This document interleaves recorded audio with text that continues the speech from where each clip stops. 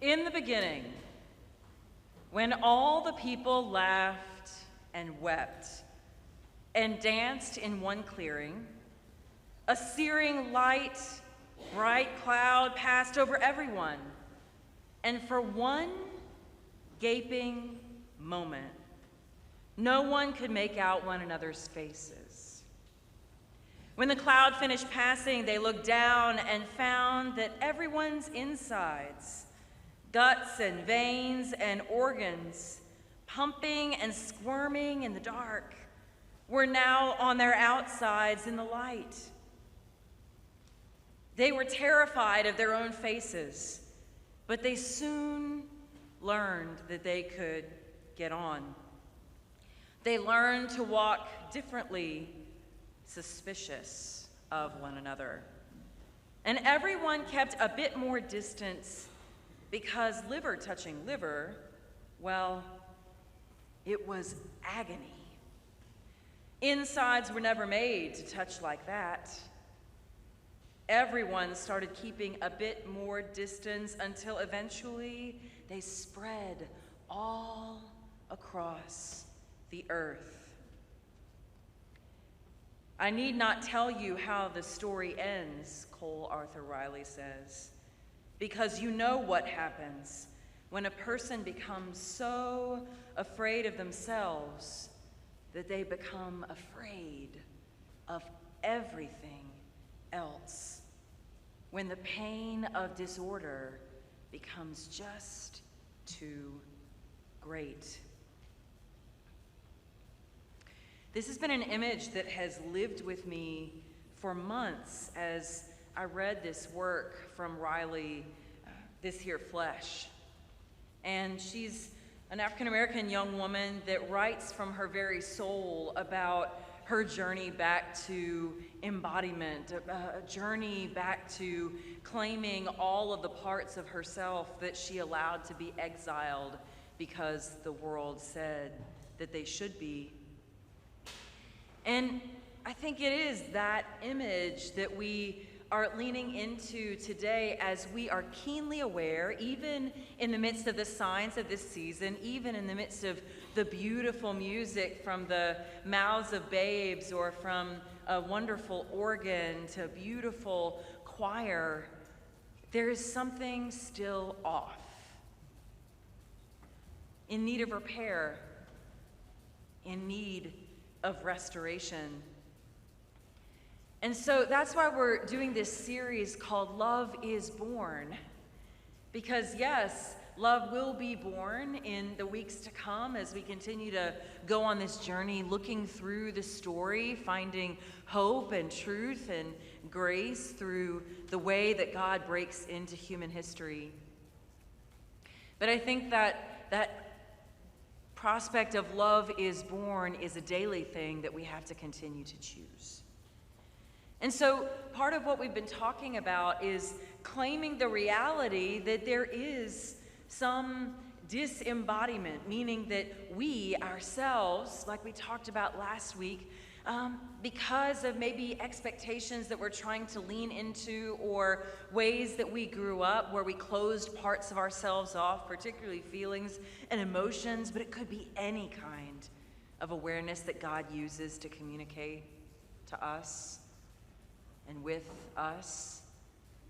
There's a sense where this disembodiment is something that is a part of every bit of human experience. It is very much and inextricably linked to the sin that we experience and exact upon ourselves and others. And it is the very core location of problems with mental health and our warring human connection, among many others. So like we talked about last week, when we claimed once again that love is and can be and will be born in you and me, it's about coming to a belief and awareness that we are actually beloved. And that when we really do believe that to the core of ourselves, that it is then and only then that we can extend that belovedness to others in a meaningful and wholehearted way.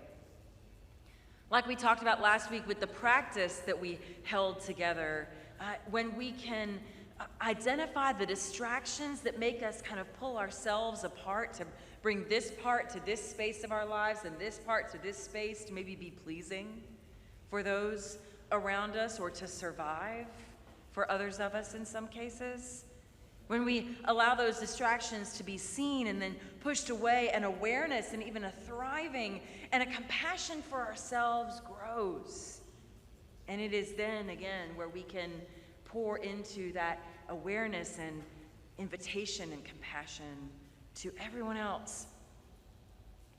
So when we talk about love is born in us, it is a collective us, and it means looking at the relationship between the person beside you, whether it be a person you birthed yourself, or maybe it's a person you're just meeting today at that awkward passing of the peace for the very first time, and everything in between.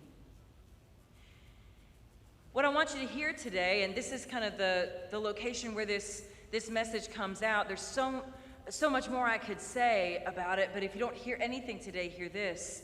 If we lived as fully embodied men, women, siblings, then there would be none of the big problems that continue to separate and plague us. Those struggles like racism, sexism, climate crisis, whatever it is, all of these pieces that we continue to struggle with and remain a tension for us in the human condition, these would all fall away. Might sound like a pipe dream, but it is the gospel and the good news. It is what it says in the most practical form of what Jesus means. And of course, what the prophet Isaiah is speaking to. All of the human experience would be directed solely toward becoming more whole and less shackled, more free, and helping others to do the same.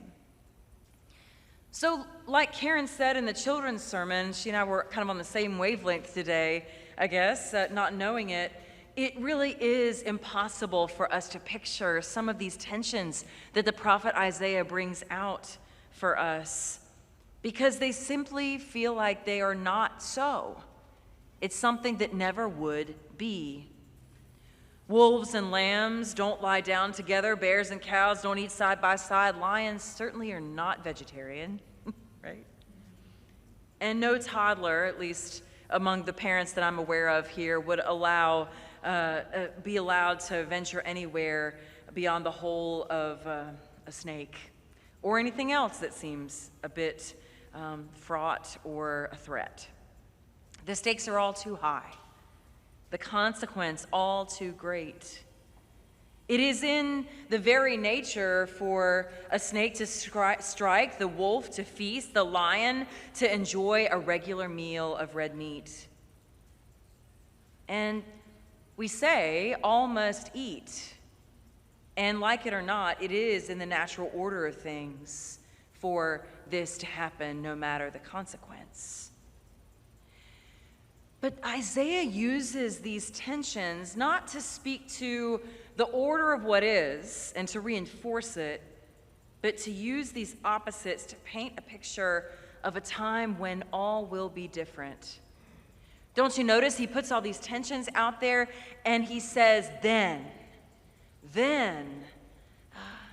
the root of Jesse will grow toward a glorious and beautiful tree of thriving, a sign of hope for all to experience. It really is a suggestion that it's not until we as human beings, you and I, are taken so much by the wholehearted sense that we are beloved and that we're going to be okay. It's only until we can stand fully in that foundation that we can ever step forward across whatever boundary is in front of us to take the actual risk that Isaiah is suggesting is the only condition by which God's healing of the world really comes. This little risk, a risk to reach toward freedom Freedom that God proclaims in the incarnation of Jesus is meant for us as a gift. You know, when we talk about this embodiment stuff, if you really look it up online, it has kind of been the undercurrent of conversations that hasn't been coming as much to the fore until just recently. But people have been talking about it for a very long time, particularly those that might be in more marginalized communities. Embodiment is just the air they breathe, constantly trying to remember themselves, mind, body, heart, soul, hands, feet, eyes, ears, what we say and what we feel, all of that coming to integration to find some sense of power again. But it is coming to an awareness for all of us, whether it be the greatest celebrities or normal everyday people like you and me. I was having a conversation with a pretty prominent person in town, not a member of our church, but someone who is an executive around toward the downtown area. And he was talking about how he started a small group of men, mostly subordinates, but some lateral to him, a small group just talking about what it means to live not as a perfect person, but as a whole person. And a lot of it talks about how men have been kind of told to push their feelings aside and only show up in a certain way or allow certain parts of themselves to be centered in the workplace and really in our family systems everywhere. And he spoke about how it was so powerful to have this permission that allowed him to step away from the privilege of his position to really step into the passion of what it means to be human. And to actually not be alone in that, but to have others that are really just hungry to do the very same. I came across, thanks to Terry Hammett, a podcast that's called We Can Do Hard Things. And in it, it platformed Jane Fonda's story, someone a little bit above maybe our everyday normal bread and butter experience. But even Jane Fonda talks about how she went through a 50-year journey of discovering that she was completely, different parts of herself were completely separated to serve whatever aspects of her marriage or her acting career. And once she finally woke up at the age of 62, if you can imagine, this beautiful person that's been celebrated over the decades in a lot of ways. But at 62, she finally woke up and said, I've been missing it. And when she started to go through intense therapy and kind of divesting herself from some of the normal trappings of life, even I think her second marriage at that point, she found herself beginning to discover when she was integrating these different parts of herself, allowing herself to feel certain emotions, and accepting herself no matter at what place she was in her weight or in her looks or in her age and maturity. She could feel herself, she said, moving back in, and kept thinking, this is God. This is God. Jesus said, you have to be whole as our Father in heaven is whole, not perfect as our Father in heaven is perfect. And so this is really a journey not just toward embodiment, but again, as I say, of liberation, not only for yourself, but for those around you. And our freedom is linked with the freedom of others. When we see the struggling of others, then that very struggle should be received as our own. As you can see, the words of meditation in the bulletin say and suggest just to this. James Cone, a liberation theologian, said this in another way. Liberation is more than just the recognition that iron shackles are inhuman. It is also the willingness to do that which is necessary to break them. And so, my hope today is that we can begin to lean into this practice in Advent, not only of pushing away the distractions and waking up to maybe what God is doing among us, willingly trying to see something different that might be right under our nose that is a call from the Holy One. But maybe it is in this season of Advent where we yearn for the coming of the one who will make all things right. Maybe that making of things right begins with you and me. In our devotional guide, we have this practice that we are holding this week that's simply called presence. And it's an invitation to, again, put away all that might tempt you from being fully present to a person and just allowing yourself to give them luxurious attention. And to see what that feels like, and to see what you notice, and see what might feel like a discomfort.